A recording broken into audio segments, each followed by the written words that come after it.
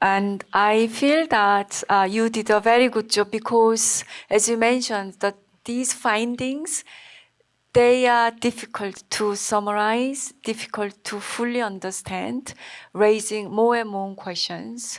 And we found that there is this academic discipline which is called arts psychology and experimental aesthetic evaluation studies. Mm-hmm. So we are discovering these research findings. And in the time of AI, we feel that we really need interdisciplinary and transdisciplinary investigation on impact of AI and etc. So thank you so much. We've got around 15 minutes for Q&A. Takao. Thank you so much for the amazing presentation. I learned a lot. So I have a question about not only this presentation, but relation between this presentation and the previous presentation. How should we understand, for the research you mentioned, are they based on the participants are seeing the actual specific artworks and ask the opinion or the given questions? So meanwhile, in your research in Japan, the UK, so the people asked about the general opinion about the shortcomings of the AI generated contents, right? So I wonder that kind of settings could make differences to the opinion, asked about the general opinion or the discussion based on specific case, and also after seeing your presentation, I start to wonder it kind of these two research could be aligned with each other. So I wonder, in the UK sense, it makes sense because participants showed a significant concern about lack of the authenticity, lack of the blah, blah, blah.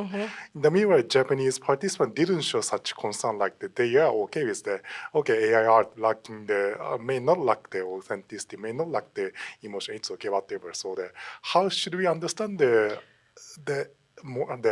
that kind of contrast? So is it Japan just different, or so many questions? Thank you so much. No. There's such good questions. I hope I can honor them all. If I understand correctly, the first one was about Yes. Okay. So these are mostly neuroaesthetic and experimental psychology. So these are mostly done within clinical settings, usually in a room with a screen, and people are shown a selection of images in random order. And this is why I also said all these studies really differ in that some of this, it was really interesting. Some of the psychologists were really, particular about, okay, we need to make sure that we have representational images and abstract images. We need to make sure that they're equally balanced. Other researchers were kind of less concerned with aesthetics, more interested in the science or the behavioral engagement. So my feeling is that the interesting thing, though, that when I saw the survey findings was seeing how effort, labor, and skill came up. And also I believe, kind of that concept of authenticity as well. Although authenticity didn't really surface in the lit review, I do think that effort, time, and labor and skill came up. But also, it's interesting how Shinji-san mentioned kind of, it's not about kind of the labor and the skill. It's about, if I understood correctly, his really interesting comment, it was about kind of the intention and meaning of the artist. And that's what imbues the artwork.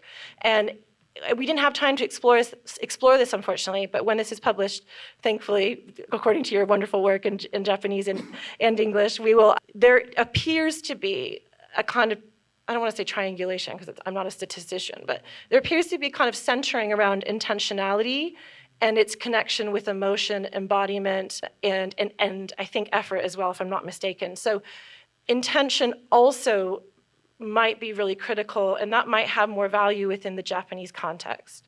Did I answer that correct? Okay.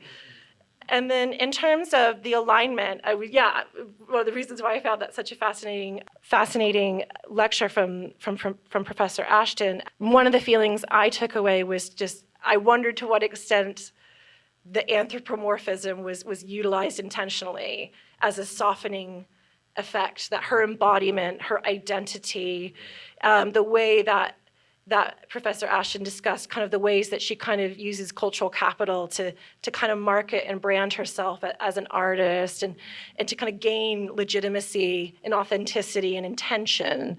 So I wonder to what extent that research team has also done their due diligence in terms of how do we create an identity of an artist. So I wonder if that might be the main connection there. Yeah, and was there a third one? Oh, okay, no, I wanted to make sure I answered your questions. Okay, thank you. Thank you so much. Any further questions from the audience?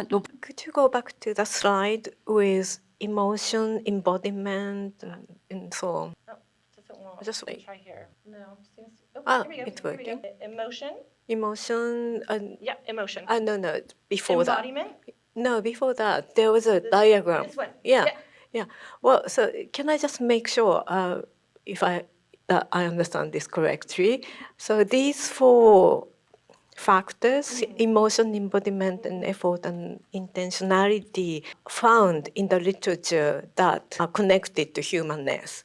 Is that correct in terms of art and culture? Yeah, again, I mean, to the best that we could kind of extrapolate, there appeared to be kind of these themes through which humanness was kind of articulated through the lit review. And you'll see also that we've kind of used kind of broad, you'll see here, emotion isn't just emotion, it's feeling, it's empathy, it's soul, things like that. So it's kind of our way of attempting to make sense of how participants respond to art when they kind of make evaluations between AI art and human art. So maybe there was a label on a painting that said human, and they said, "Oh, I found that more emotional. I had a more emotional connection to it." So that's partly that. If I could use that as an example, and then some were kind of more like the Chamberlain study was. They were more forthright in saying that we believe that the embodiment of a system does impact kind of its. Yeah. Yeah, I understand. That's fine. And I can understand emotion, embodiment, and intentionality, very important very important factors. But when it comes to effort, I feel slightly a bit strange in a sense. I mean, maybe that's natural for people who like to see some efforts made by the humans into the making of an artwork.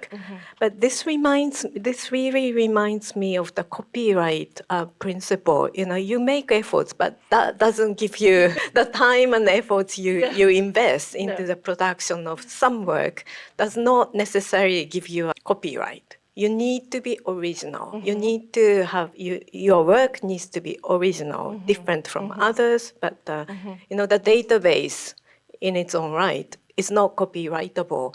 So I just wondered the copyright principle and the way in which we have created this principle of excluding effort from copyrightability over the long time does not accord with how people feel about artworks made by humans.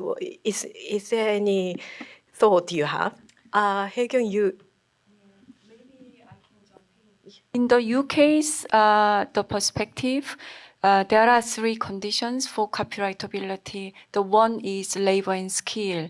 So definitely, but labor and skill doesn't, they are not the same as creativity or originality. Of course, originality is another criterion for copyrightability. But definitely, current law says labor and skill.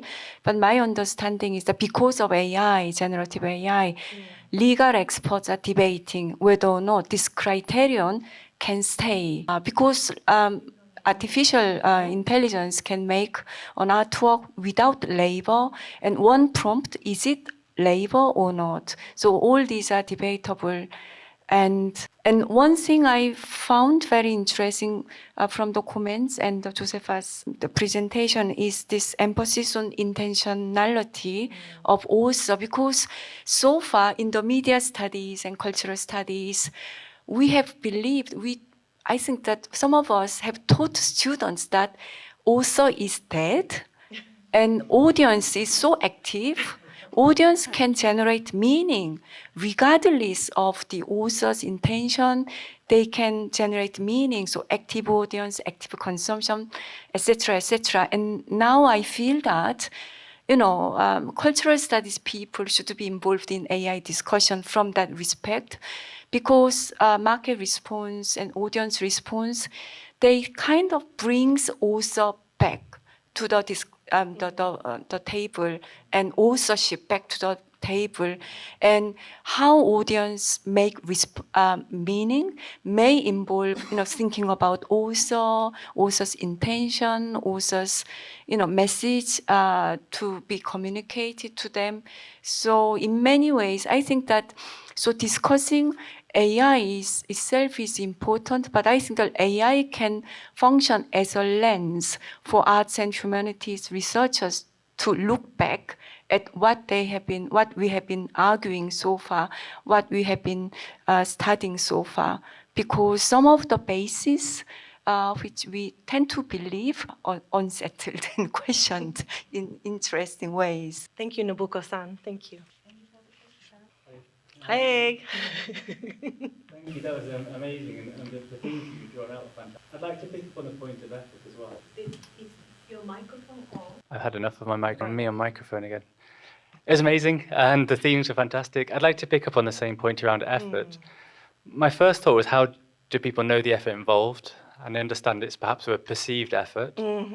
But my second question is about which efforts. The effort of creating the work, or the effort that all the other things that artists have to do, like paying their tax, finding a studio, all those kind of wider considerations of not just artistic production, the activity of making, but the career of an artist. I don't know if you were able to get at those, but I was just prompted by this effort one being a particularly interesting one. Thanks. No, thank you. Thank you, Professor Ashton. I might have to get back to you on that one, because I'm trying to go through all the different studies, and some of them didn't evaluate effort, others did, and I'm wondering if some of them might have been just what you perceive the effort to have been. I'm trying to remember if one of them gave different. I'm worried I'm going to misquote some studies, because there's some that I believe gave different kind of backstories where they presented the artwork, but I can't recall if those were specifically AI versus human evaluation studies, or if those were just neuroaesthetic studies in general. So what I don't want to do is misquote. However, I can say that this Kruger et al., that study is kind of an oft-cited one, and the effort heuristic is one that kind of is commentated on. So if you are interested to learn more about kind of effort and skill and kind of time and how that factored into kind of aesthetic response, I would definitely recommend looking into Kruger et al. I'm trying to remember, there's another one, but I'm definitely happy to share the articles with you and get back to you on that, if that's okay. I'm sorry. Okay, thank you so much, Josepha. It was really interesting.